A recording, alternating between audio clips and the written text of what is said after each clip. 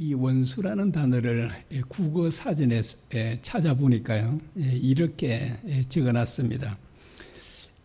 원한이 맺힐 정도로 자기에게 해를 끼친 사람이나 집단을 말한다. 그 원수가 원수라는 단어가 어떤 단어인지 어떤 뜻인지를 말하고 있죠. 원한이 맺힐 정도로 자기에게 해를 끼친 사람, 이런 사람이 원수다, 이렇게 말합니다. 1997년 8월 30일 학원을 마치고 귀가하던 8세 박나리 양을 박현주라는 여자가 납치를 했습니다. 전 현주는 고위 공직자의 집안에서 아주 유복하게 자랐다고 합니다. 그런데 그 끔찍한 그 범죄를 저지를 그때 뱃속에는 8개월 된 아이가 있었다고 합니다. 그런데 그는 그 나리 양을 죽여놓고 부모에게 돈을 뜯어내기 위해서 전화를 걸었다고 합니다. 그가 요구한 돈은 2천만 원이라고 합니다. 이 전 현주는 향락과 삭취에 빠졌고 아주 허영심이 많은 그런 여인이었다고 합니다. 그의 끝없는 욕심이 정말 순진무구한 이 어린 아이를 생명을 빼앗고 그의 부모에게는 정말 평생도록 정말 큰 고통을 안겨주었습니다. 현재 무기징역으로 27년 청주 여자교도소에서 복역 중이라고 합니다. 제가 그 옛날 뉴스를 봤습니다. 뉴스를 보니까 그 엄마가 아직 살아있는 줄 알고 그렇게 그 유괴된 지 한 8일 정도 됐을 때 그 아이들을 초대해서 생일 잔치하는 장면을 그 뉴스를 보냈습니다. 뉴스를 내보냈는데 그때 아이들도 제발 살려달라고 그 친구 8살짜리 남자아이가 이 얘기를 했고 그 엄마는 그 얘기를 듣고 통곡하고 있는 장면을 제가 보았습니다. 정말 나리 양의 그 엄마 아빠 부모님은 그 마음이 어떠했겠습니까? 아마 전 현주 이 여자를 갈기갈기 찢어도 정말 속이 풀리지 않았겠죠. 여러분, 어떻게 이렇게 내게 정말 큰 고통을 안겨주는 정말 그 원한이 맺힐 정도로 이렇게 해를 끼친 이런 여자를 어떻게 용서할 수 있겠습니까? 절대로 용서할 수 없지 않겠습니까? 만일 우리 자녀들을 그렇게 했다면 우리가 용서할 수 있겠습니까? 그런데 주님께서는 원수를 용서하고 사랑하라고 하십니다. 마태복음 5장 44절입니다. 너희 원수를 사랑하며 너희를 박해하는 자를 위하여 기도하라. 에베소서 4장 32절에 이렇게 말씀합니다. 서로 용서하기를 하나님이 그리스도 안에서 너희를 용서하신 같이 하라. 왜 우리에게 용서하라는지를 말씀하고 있죠. 하나님께서 우리를 용서해 주셨으니까 그래서 너희도 당연히 용서해야 된다라고 말합니다. 우리는 하나님의 배신자들이었고 또 하나님의 그 원수였습니다. 그런데 이런 우리를 하나님께서 사랑하시고 용서해 주셨습니다.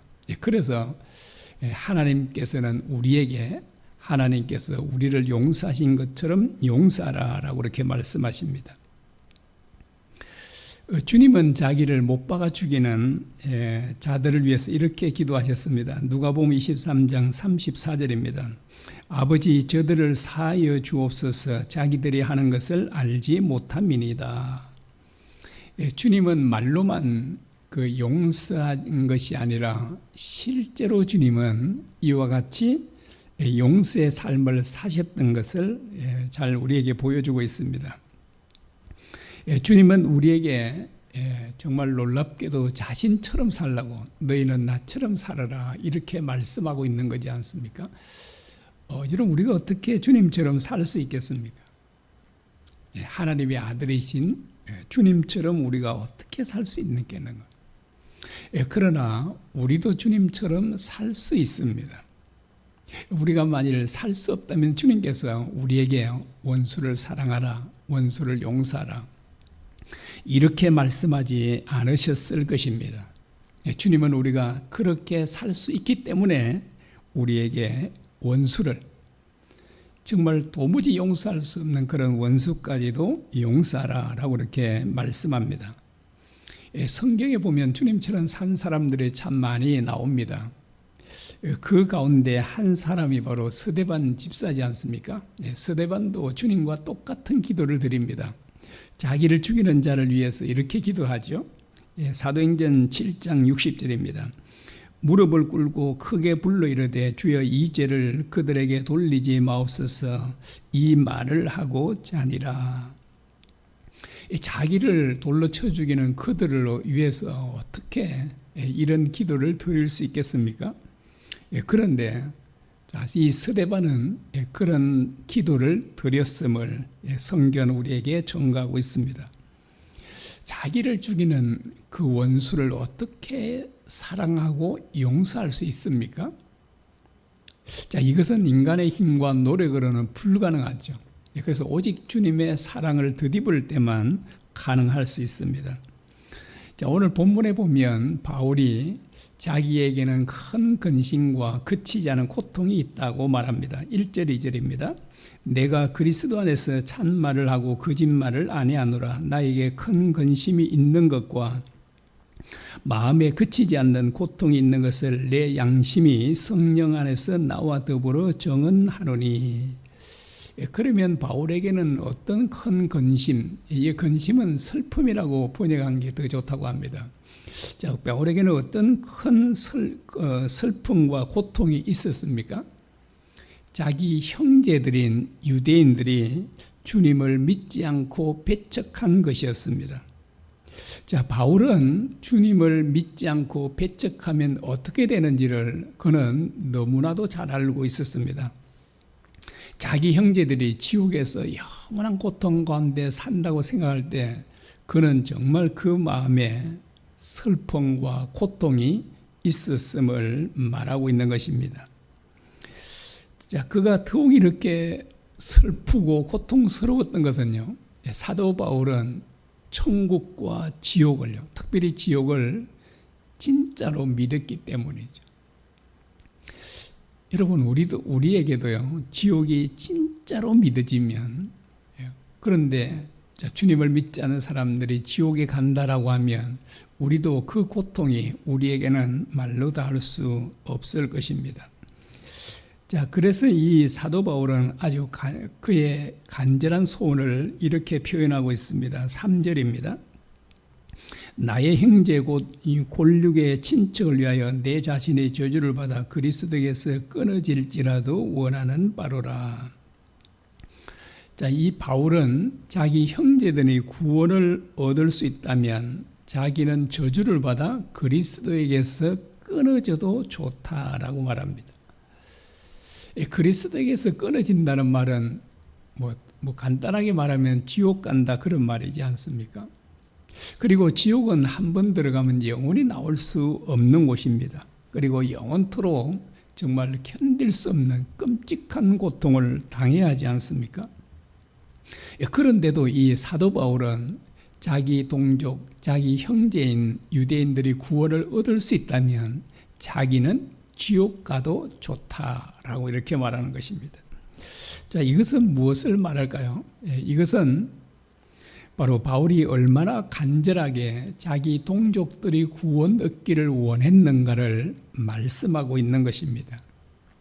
여러분, 사도 바울은 왜 이처럼요 이렇게 강력하게 표현을 할까요? 왜 그는 자기 동족이 구원 얻기를 그처럼 갈망했을까요? 심지어 그렇게 자기는 그리스도에게서 끊어져도 좋다 할 정도로 왜 이처럼 자기 동족들이 구원 얻기를 원했겠습니까? 그것은 한마디로 말하면 그들을 사랑했기 때문입니다. 자, 그러면 사도 바울이 이 유대인 자기 동족들을 그처럼 사랑했다면, 이 자기 동족들도 사도 바울을 그렇게 끔찍히 사랑했습니까? 아닙니다.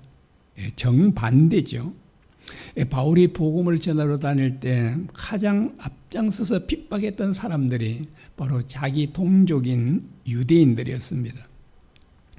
바울은 이방인의 사도였지 않습니까? 베드로는 또 유대인들의 사도였다 이렇게 말하는데, 이방인의 사도면 이방인들에게 복음 전하러 다니면 되잖아요. 그런데 바울은 어느 곳에 가든지 가장 먼저 자기 동족에게부터 복음을 전했던 것입니다. 그러나 그들은 복음을 받아들이지 않을 뿐만 아니라 이방인들을 선동해서 아주 조직적으로 바울을 핍박하고 방해했습니다.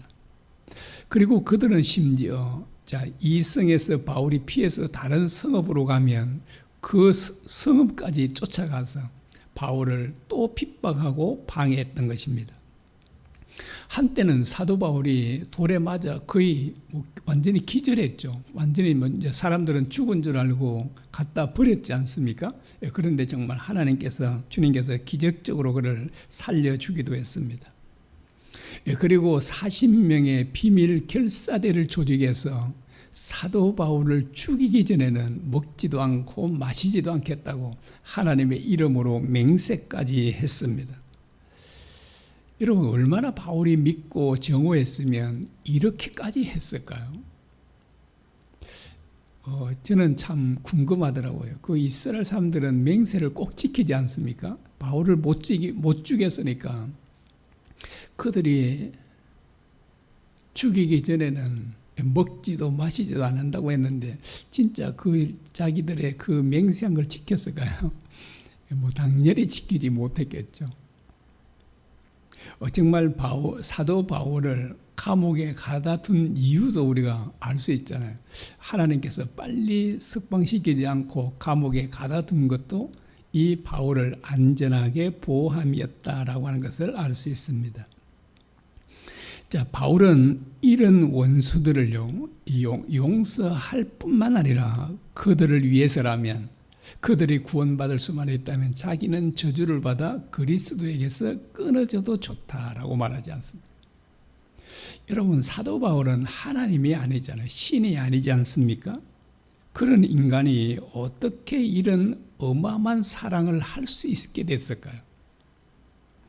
여러분, 어떻게 그런 엄청난 사랑의 사람이 될 수 있었을까요? 여러분, 그 해답을 바로 우리 이제 오늘 9장을 봤지 않습니까? 앞에 8장을 보면 알 수 있습니다.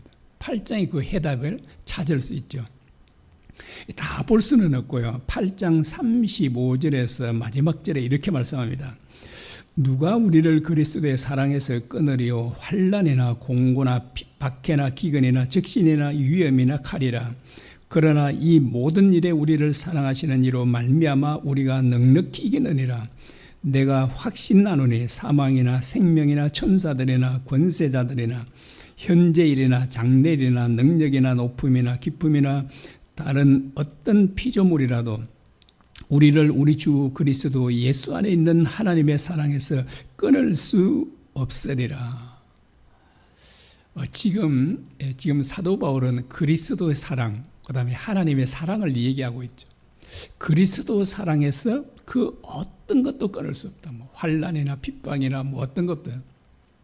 그리고 또 두 번째로 말하는 것은 하나님의 사랑에서 어떤 것이든 우리를 그 하나님의 사랑에서 절대로 끊을 수 없다라고 이렇게 말하고 있습니다. 그리고 특별히요, 여기서 우리가 주목해야 될 그 단어가 있는데 어떤 단어가 바로 38절에 있는 내가 확신하노니라고 하는 단어입니다. 자, 이 사도 바울은 그리스도의 사랑 그리고 하나님의 사랑을 어떻게 했다고요? 완전히 확신했다.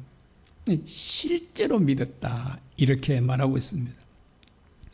여러분, 하나님의 사랑은 영원히 변치 않은, 우리 좀 전에 찬양도 했지 않습니까? 하나님의 그 사랑은, 그 큰 사랑은 영원히 변치 않는다라고 합니다. 그리고 심지어 가사도 하늘을 두루마리 삼고 바다를 먹물로 삼아도 하나님의 사랑을 다 기록할 수 없다라고 합니다. 우리가 정말 하나님의 사랑을 청량할 수 없다라고 이렇게 말하고 있습니다. 하나님께서 우리에 대한 그 사랑이 얼마나 정말 대단한지를 보여주잖아요. 그래서 이 하나님의 그 사랑은 우리를 그 무엇도, 어떤 것도 누구도 끊을 수가 없다라고 합니다. 여러분, 이것이 실제로 믿어지면 어떻게 될까요? 여러분, 이게 진짜로 믿어지면, 여러분, 하나님이 우리를 정말 누구도 끊을 수 없을 만큼 우리를 사랑한다는 말은 우리를 영원토록 보호하시고 지켜준다는 말이지 않습니까? 여러분, 이게 실제로 믿어지면 우리 마음속에는 하나님의 사랑으로 가득 찰 수 있게 됩니다. 여러분, 이런 사랑이 가득 차면 진짜 우리도 주님처럼 원수까지도 사랑할 수 있는 것입니다. 여러분, 서대반 집사, 또 사도 바울, 손양은 목사님, 이런 분들도 우리와 똑같은 사람이지 않습니까? 그들은 특별한 사람이 아니에요. 그런데 어떻게 그들이 정말 주님처럼 살 수 있었습니까? 바로 하나님의 이 놀라운 사랑을 실제로 믿었기 때문입니다. 실제로 믿으면 정말 우리 마음속에도 주님의 사랑, 하나님의 사랑으로 우리에게도 차고 넘치게 된다는 것입니다. 여러분, 어떤 사람이 하나님의 자녀인가요? 예수님을 믿는 사람, 물론 이제 예수님을 믿는 사람 하나님의 자녀하지만 성경에는 다르게 표현한 곳이 많습니다. 마태복음 5장 45절에는 이렇게 말하고 있습니다. 이같이 한즉 하늘에 계신 너희 아버지의 아들이 되리니라고 합니다. 이같이 한 적이 어떤 거예요? 원수를 사랑하고 용서하는 것입니다. 자, 이런 사람이 뭐라고요? 하늘에 계신 너희 아버지의 아들이 되리니라고 합니다. 여러분, 하나님의 자녀는 어떤 사람이라고요? 하나님을 닮은 사람. 그래서 하나님처럼 원수까지도 사랑하는 사람이 하나님의 자녀다고 누가 말씀했죠? 주님께서 말씀하신 거죠. 제가 말한 게 아니라, 어떤 목사님이 말한 게 아니라 주님께서 하신 말씀입니다. 여러분, 그러면 이제 마귀의 자녀는 어떤 자녀가 마귀의 자녀인가요? 반대겠죠. 원수는 끝까지 갚아야 돼. 원수는 철저하게 미워하고 정오해야 돼. 보복해야 돼. 이런 사람들은 사탄의 자녀다, 이렇게 말할 수 있습니다. 왜냐니까 사탄의 속성을 닮았잖아요. 하나님의 자녀는 당연히 하나님의 속성을 담게 됩니다. 하나님처럼 살게 되는 거예요. 이런 사람이 바로 하나님의 자녀다라고 그렇게 말합니다. 여러분, 하나님께서 예수님, 자기 아들을 우리를 위해서 죽이셨지 않습니까? 십자가에 못 박아 이렇게 죽음의 자리에 내주셨습니다. 자, 이 왜 하나님께서 자기 사랑하는 아들을 죽음의 자리에 내어 놓으셨을까요? 왜 그랬죠? 그 우리를 구원한 목적은 바로 우리를 하나님 닮은 사람으로 만들기 위함입니다. 이걸 또 다르게 표현하면 하나님의 형상을 회복하기 위함이다, 이렇게 말합니다.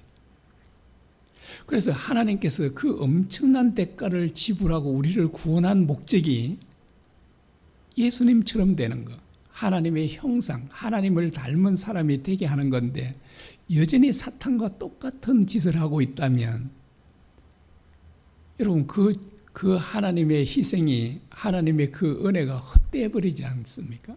그래서 우리가 정말 어떤 사람이 되어야 되는지를 보여줍니다. 여러분 모두도 제가 믿기는 서대반 집사처럼, 손양 목사님처럼 다 할 수 있다고 믿습니다.